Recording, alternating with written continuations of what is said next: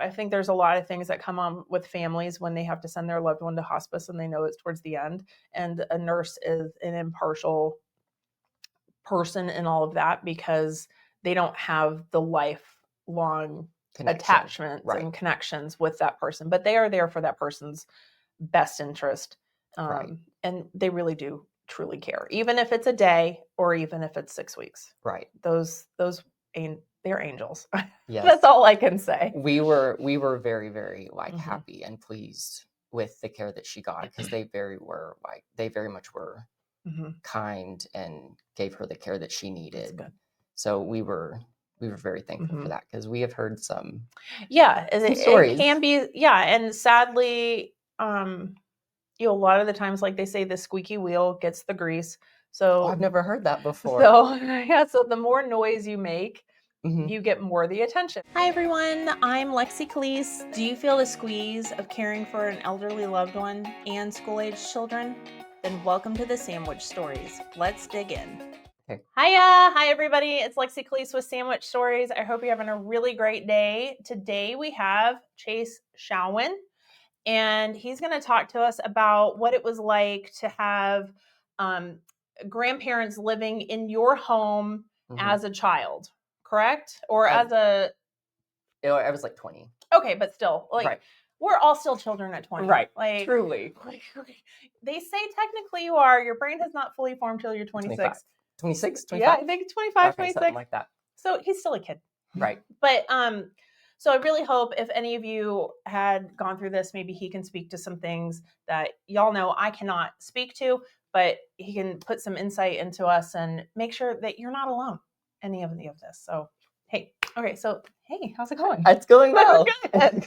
Thanks for coming. I really appreciate absolutely. it. So like you said, you had your grandparents moved into your parents' house. Yes. When you were 20-ish? Yeah, roughly. Okay. And how did that start? Like, what was the conversation? So, or if you were a part of it? So kind of the catalyst for that was my grandmother was diagnosed with both Parkinson's and dementia. So kind of like a double whammy. Yes. And she had been diagnosed with that probably 10 or 15 years beforehand. Okay. And they had lived in this cute little, turn of the century home in Fort Worth. And they just got to the point where they literally just could not. They could not take care of themselves. Right. Or their property. Right. Okay. They just got too old. So they had originally moved in with my uncle. Okay. And they had hired I don't know if you consider it like a home health nurse. Yeah, like a day. She was more or less just like a glorified babysitter. Yeah. Just to make sure that if they cook, they turn off the stove so that they don't burn the house down. And then did that person provide any care other than that, like bathing? No. Or laundry? No. Or okay. So it was just a watcher. Correct. Okay. Literally just a babysitter. Okay. For 2 grown adults. Okay. And then what happened is that woman ended up getting pregnant. Okay. And we found out that baby was my uncle's. Oh no. The drama. Oh gosh. It all worked out. They got married. They're happily married for 10 years now. But that's hard. Right. That's a shocker. Right. Yeah. So with my uncle in a new relationship and now having a baby on the way, it was okay, well, they can't stay with me. Right. So we made the choice, or really my dad made the choice to move them in with us. Okay. And so they moved in with us. I believe that was 20. Let's see, if I would have been 20, that would have been, what was 8 years ago? 2016? It was about that. Probably January-ish of 2016. Okay. That was kind of the catalyst of when my grandmother really started to go downhill. So she was with us for a few months before my parents were like, okay, this is no longer what we can handle. Okay. That got to be really hard. Watching someone kind of deteriorate day by day is... It's heartbreaking. It's really, really heartbreaking, especially when the Parkinson's was one thing, but Right. then watching the dementia like literally kind of slowly eat her brain Yeah, it's day by day. you know, a lot of people have called it the slowest death or the slowest goodbye Mm-hmm. because it's just a constant change and it Right. just goes on and you don't know how long it's going to go on. Right. Right. So yeah, that's really hard. And were you close to her? I actually was not super close to her. Okay. They were kind of the kind of grandparents that like they were kind of in my life, but like Mhm. they never really like babysat. So I Okay. was never like they never really spent a lot of time with me. Okay. So like we weren't close in that sense, but like Yeah. they're my grandparents. So Of like course. I love them. Of They're course. my family. Yes. I But had a grandmother like that too. She was right, around. She was but she lived further away. But right, still we were yeah, I loved her and I cared for her, but she was not part of my day-to-day, right, especially growing up. It was not right, a thing. right. So I understand that. Yeah. Yeah.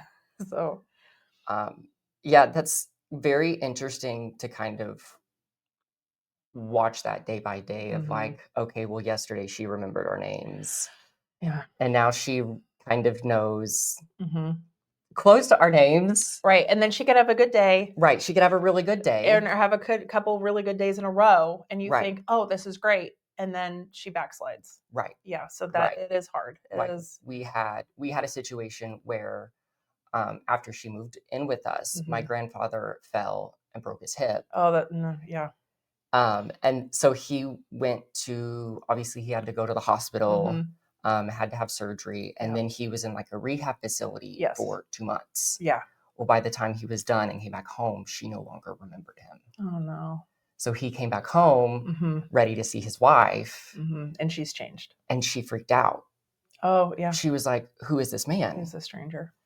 And we had to be like, "This is your husband." Yeah. And she was like, I've never been married. I'm not married. I've never seen this man before in my life. And my And dad had to be like, "You've been married to him for 60 years." mhm.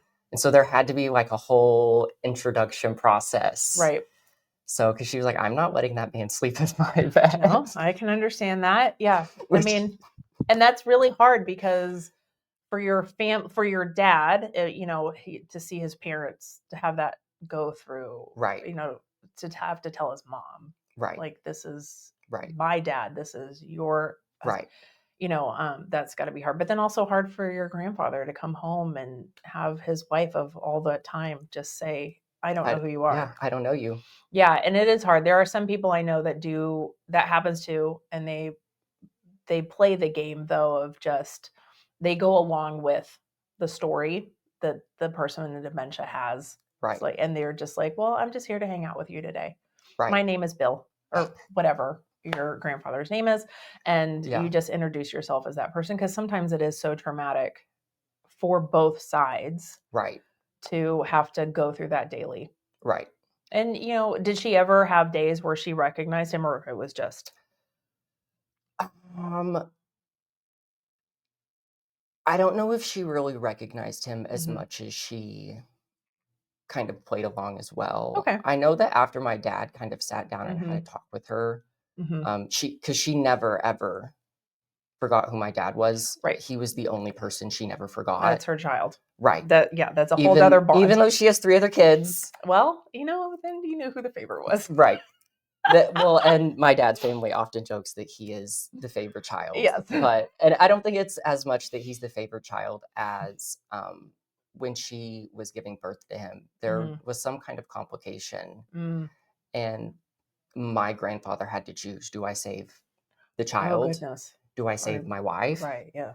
And ultimately, I don't really know what happened, Yes. but obviously they both survived. They both survived. So she was always really, really like bonded to yes, him. I can understand that. So when I think my dad had that talk with her, like, "Hey, this is your husband," Mhm. she realized, like, okay, like he's not gonna lie to me. He Right. has my best interest at Oh, heart. that's good.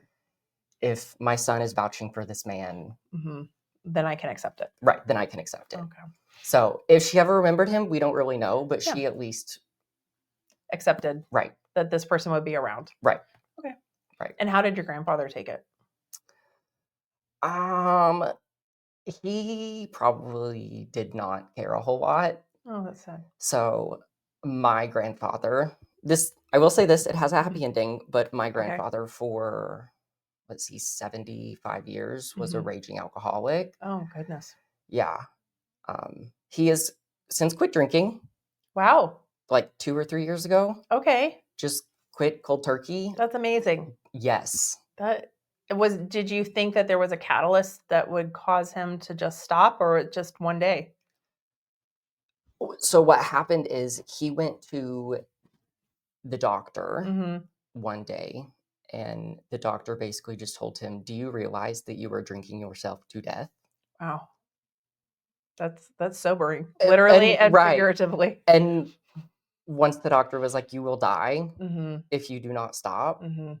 he was like, "Oh shoot, like this Yes. is serious. Like Okay. I'm a 90-year-old man. I don't have much time left. Maybe I should." Wow, that's what a realization for someone who was that age. Right. Because most 90-year-old men will say, "Well, this is my life. This is who I am. Okay, whatever. I've Right. had a long life." But to have that realization to say, "I wanna make the most of what I do have left," that's amazing. Yeah. That We're proud of him. Yeah, I would have definitely applaud that. There are adults who are much younger than that cannot make those decisions, Truly. you know? So, Yeah. yeah, I understand that. Especially considering my dad's side of the family, like his Mhm. siblings, his mom, for as long as my dad can remember, they had Mhm. all begged him, please stop drinking, please Right. stop drinking, please stop Yes. drinking. Like, this Yes. is a problem. You're not a nice drunk. You're Mhm. always drunk. So, therefore, you're not a nice Nice person. person. Mm. Like, this is causing a lot of heartbreak Mhm. and trauma and turmoil. Please stop. Right. So, finally, when a doctor was like, hey, cut it out, Wow. we all were like, really? That's all it took? Well, yeah, sadly, that's when his ears were open and he needed to hear. Right. That was the time, I guess. Right. But well, that's good that but at the time, he was still an alcoholic. Right. And so coming home from the hospital and rehab, and his wife doesn't recognize him, you know, so sadly, maybe was upset Probably. and was going to He hide probably, it right. more with alcohol, but then Probably. that might have been his norm, so none of y'all would have maybe Right. recognized. Right. But that I think that would be hard. Um, and I'm not speaking for you, but I would think that would be hard to like come home and have that person you've loved for or you've been with for so many years to not recognize you. That has Yeah. to be a hard Yeah. That would be factor. heartbreaking. That would be a heartbreaker. But Yeah. so he had his issues. And so your grandfather comes home. Yes. And then did your grandmother move to assisted living? She eventually, it wasn't too long after he came home that Mhm. we ended up having to move her into a hospice facility. Okay, yes. So she had Parkinson's, Yes. but her Parkinson's, and in very rare cases this can happen, instead of causing you to shake, Mhm. it caused her to freeze. Oh, yes. So like her entire body would Mhm. just like Tense up and freeze. tense up, and Mhm. like you could not Move her. move her. Right. It was like moving a stone statue. Yeah.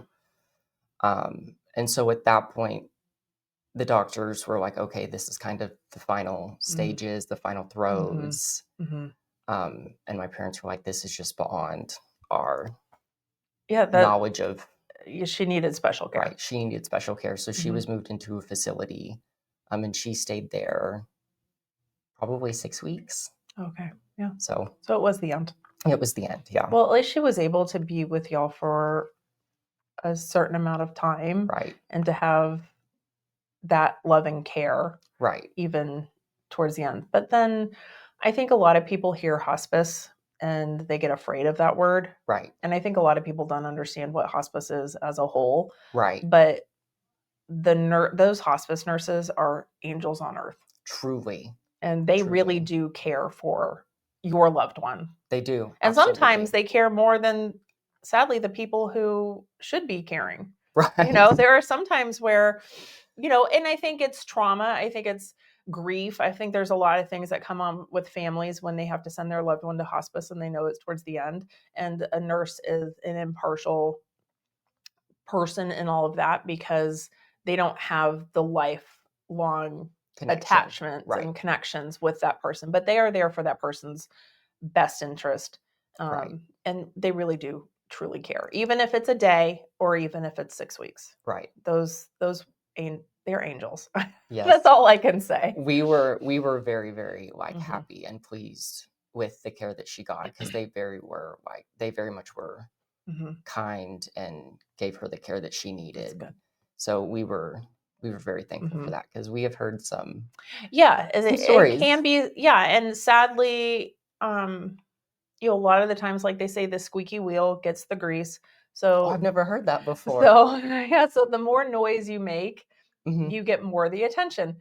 And that so makes sense. Sometimes I find that, like a lot of things in life, the negative reviews are the squeaky wheel. Right. And they're the ones that people pay attention to, which in a lot of ways is good. You should pay attention to some of the negative reviews, but you have to put some of that in with a grain of salt, especially when it comes to someone's end of life. Because I do feel that the people who, like your grandmother was with, they don't get the applause. They're not the squeaky wheel, but they're the ones that are still doing the hard work, and they're doing a really good job of it. Yeah. And they're not the ones that people are talking about because they did their job. Yeah. So I think that's great though that you got but yes, you can have some, just like in all situations, there's always a bad egg, right? Yeah. So, yeah. It's inevitable. Yeah. That's life. So, your grandmother passes, and then your grandfather's still living with your parents. Yes. So he lived with us for 6 years. Okay. And how long did you live in the house until he was there? So it's actually kind of very funny. Him and I moved out of my parents' house 3 days apart from each other. Okay, so you were together for a while. So you did get to see, I mean, yes, you're an adult. You have adult things to do in life. Right. But how was that affecting your day-to-day with this person who is not your parent, who has problems with alcohol, and it still has to affect you? Oh, absolutely it does. Yes. It's kind of one of those things that, like, he is my grandfather and I want to be respectful of my elders, obviously, and respectful of my family. But there were times when it was very, very difficult. Right. I am not someone that, like, I don't have a psychology degree. Right. So I never want to, like, diagnose people. And I think the word, like, narcissist gets thrown around, like, way too much. I would agree with that. But I will say he was prone to narcissistic, like, tendencies. Yes. So it could be really, really difficult at times. It was one of those things that my dad was like, okay, like, you're a grown man. So like, if you're going to drink, I can't stop you, but you will not have alcohol in the home, because we don't drink in this home. Okay. And we will not drive you to and from the bar. Okay. So you're going to have to find a way there. Well, good on your dad to have some boundaries. So yes, having those boundaries was really nice. But it didn't change the fact that, he would come home completely blacked out every day. Right. And how did your parents, I guess, how did your parents, and if it was really, I'm sure being hard for you, it's hard for them, but then did you ever feel like, were things pointed more towards you or towards your parents? And how did the two of you how your parents and you maybe work together to help combat that or to support each other through those difficult times with your grandfather? So if something is pointed towards you, did you feel that your parents were coming to your aid? I mean, they put those boundaries up. Right. And do you find that was partially for your aid and theirs? I think it was for just the entire aid of just everyone, of everybody in the family. Okay. Yeah, because, like, my parents are not big drinkers. Yeah. I mean, I have an occasional glass of wine, but like, I'm not really a drinker. Right. So like, that's just no judgment to people who drink, but it's just not something that we really exactly engage in. And right. so having to be around that is like really uncomfortable. I'm sure. So I think it was really just for the general aid of everyone. Okay. And it was very nice to have that support system. Right. When there were issues between my grandfather and I, it could be difficult at times because I understand that in his eyes, as 90-year-old man, I'm still a child. Yes. Which, I mean, I guess at 20 through 25, you kind of still are a child. Yeah, but like I couldn't sit down and be like, hey, when you did this, it like really upset me. Oh, so you couldn't have an honest conversation with him. Right. Because he would just be like, you're a child, you don't know what you're talking about, like or, go away. Yeah. So I would have to go to my dad, and my dad would be like, okay, like I'll talk to him because he'll listen to me. I know he won't listen to you, but he'll at least listen to me. At least your dad was there to be a mediator. Right. So dad was definitely a mediator for us, and it was a lifesaver. That's good. Like you said, you were living with this person in your house. Right. And you have parents who are mediating, thank goodness, to be able to step in and say, no, that's not right, or this is what's going on. But yeah, I mean, so did he kind of have his data? Did he need the care, or is it just a place to live? Like, was he able to care for himself? Yes, I know that alcoholism is a whole different situation. No, I get what you're saying. But medically, when it comes to an elderly person, did he need care the way that your grandmother would have needed care? No, and that's what's so surprising. He obviously was an alcoholic for like 75 years. But he started smoking when he was, I believe he said when he was 8 years old. And he was a 4-pack a day smoker. Wow. Until he was like 75 or 80. My goodness. Yeah. That's a lot. And what's crazy is he's healthy as an ox. Yeah. That's normally how that goes. Make sense to me. I know. Healthy as an ox. Yes. It's like, so how? But then what do you think would make him stay at your dad's house for that long of time after his wife passes? It was just kind of one of those things that at that point, like he wasn't making enough money from like his retirement and his Social Security to then go live somewhere else. So we kind of just stayed with us. Okay. And he didn't need any physical care, but it is one of those things that, he would come home really drunk. So like someone needs to be with him to make sure that, he doesn't like fall over, or to make sure like if he uses like the stove or the oven that he turns it off. Yes. Or sometimes he would just do really weird things. Like he would take his hearing aids out and then leave them in the fridge. No. Who knows why? Yeah. Who knows why? So if someone's not there to kind of keep track of that stuff, then it all goes haywire. Did you ever feel like it was partially your job to step in and help with those situations? Or did you? No, I didn't. I still did when I could. Right. But my parents were always very clear that, and especially my dad, he was like, listen, this is my dad. Right. I know he's been a crappy grandfather to you. So like, I'm not expecting anything. Like, this is my responsibility. So I didn't necessarily feel that responsibility, but obviously like I did help when I could, because he's still a member of the family that's living in the home. And you're a good person. Right. And I try to have basic human decency. Yes, and you're a good person. So when you find hearing aids in the refrigerator, or if you are up and awake and he comes home, to make sure that he's safe. Right. Or, well, that was good of you, though. Yeah, it was also good of your dad to step in and say, this is not your responsibility. Because I can completely understand someone saying, well, you're in the household too, so we're all in this together, which and we're all going to step in and take care of what needs to be taken care of.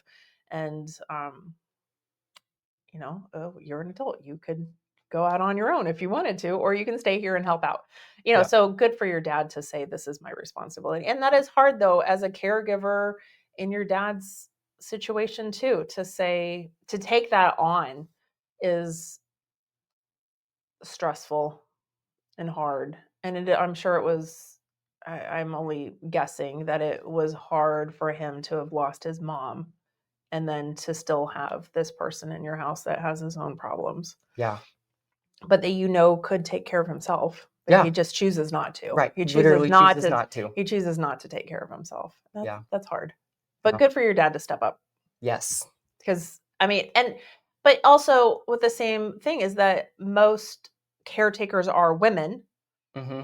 And so for your dad to step up and say, and for your mom to allow this to happen too, because sometimes, your mom could have said, I'm not allowing this in my house. I'm not dealing with this. This isn't healthy. This isn't safe. And he has got to go. So for your mom to say he can stay here too was, I'm sure, a difficult conversation for them to have. I can imagine. Yeah, I can imagine. But for him to say also, he's my responsibility and I'm going to take care of him versus, oh, well, you're here. Most women are caretakers. You take care of him and pawn him off onto your mom. Because that does happen sometimes where does.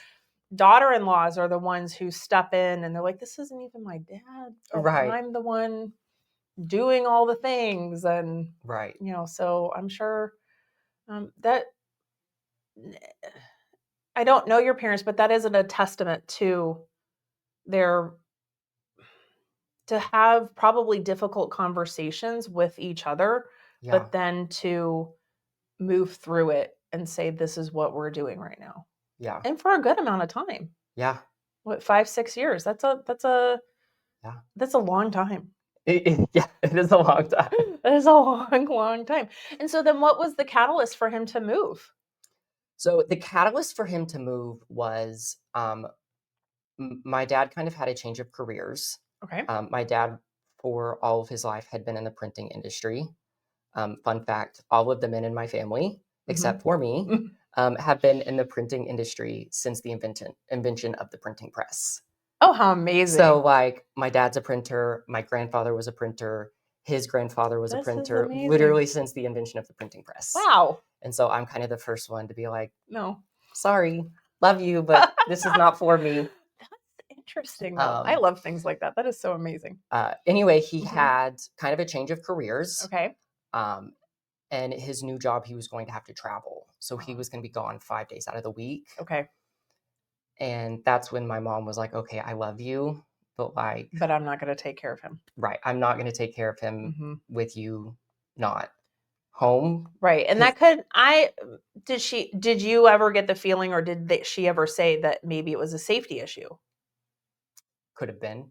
I mean, was your grandfather, I don't, I've never seen him, but was he a large man? And then no.